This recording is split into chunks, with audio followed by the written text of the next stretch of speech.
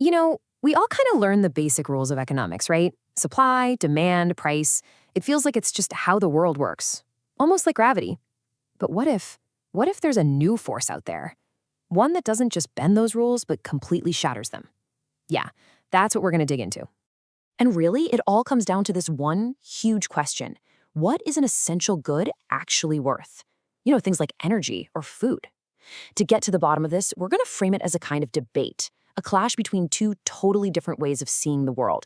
And believe me, these two worldviews are shaping our future as we speak. So in one corner, let's put the industrial age economist. This view is steeped in history, right? It sees a world with only so much stuff to go around, limited resources, where competition isn't just a good idea, it's the only logical way to survive. And in the other corner, we've got the day three futurist. This side sees something totally new on the horizon, a world where technology is creating so much abundance that it completely flips the economist's rulebook on its head.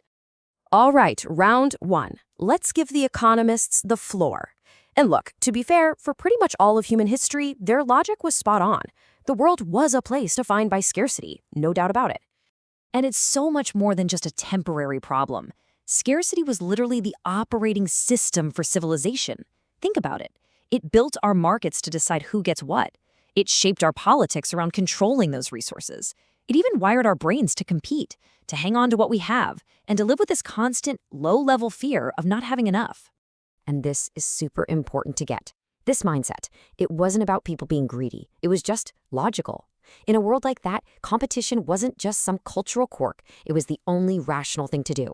When there's not enough for everyone, well, competition is how you make sure you and yours survive. Simple as that. Man, you can really see how deep this thinking goes when you look at our core systems. I'm talking about competitive markets, industrial labor. These things don't just deal with scarcity, they actually need it to work. Markets need things to be scarce to figure out a price. Old school labor models kind of need a scarcity of jobs to keep the workforce in line. The whole machine, the whole system, is built on this one core idea. There's just not enough. Okay, so that's the world built on scarcity. But now, the day three futurist steps up, and they're bringing a truly disruptive idea to the table. We're talking about a technological shift that doesn't just bend the rules, it threatens to flip the entire chessboard over. And that game-changing idea is something called near-zero marginal cost. Okay, I know, it sounds super technical, but the concept itself is actually pretty simple. It just means that the cost of making one more unit of something, one extra kilowatt of solar power or one more digital copy of a song, that cost drops to basically nothing, zero. Here's a simple way to think about it. If you build a car, building the next car is still really expensive. You need more steel, more labor, more energy.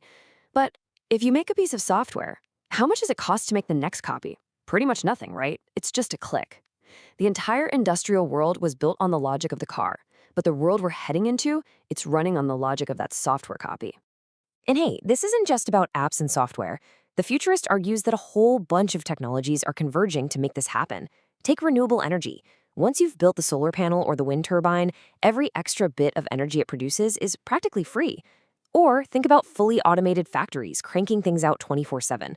All of these things are pushing the cost of producing one more unit closer and closer to zero. So this is it. This is the knockout round. This is where the old logic of scarcity and the new logic of abundance collide head-on. It's the exact moment where that old, reliable rulebook from The Economist, it just breaks. And here's the question that just breaks the old model. The whole point of a market is to use price to signal how valuable something is. But if it costs nothing to produce one more unit, what's the price? Should it be zero? And if the price is zero, how does any company make money? The whole system it short circuits. It can't compute. And that kicks off this crazy chain reaction. Step 1, technology pushes the cost down to zero. Step 2, the market's price signal breaks. So step 3, to stay in business, companies have to create what you could call artificial scarcity. They have to intentionally limit access to things that are, by their nature, abundant. And boom, step 4, the system is now completely out of sync with what we're actually capable of doing. And this leaves us in this really strange, paradoxical world. On one hand, we have the technological capability to create abundance for everyone. But on the other hand, our economic distribution system is still stuck in the old scarcity mindset. So you get these bizarre situations where we have the potential for abundant energy, but still have energy poverty. We can automate growing food, but people still go hungry. It just doesn't add up. So, okay, the old system is hitting a wall. It's in crisis. So what's the futurists' answer? Well, it's not about putting a Band-Aid on the old system. It's about designing a brand new one from the ground up, one that's actually built for this new reality of abundance. And we're talking about a really fundamental shift here. In the economist's world, let's call it day 2 civilization, your survival is basically tied to your job. But in the futurists' day 3 vision, survival is a given. It's guaranteed because everyone has access to the essentials. And that just completely changes the game for what work even means. It stops being something you have to do just to stay alive, and it becomes something you choose to do to contribute, to create, to find purpose. This new operating system has a name, the utility economy. And the core idea is actually really straightforward.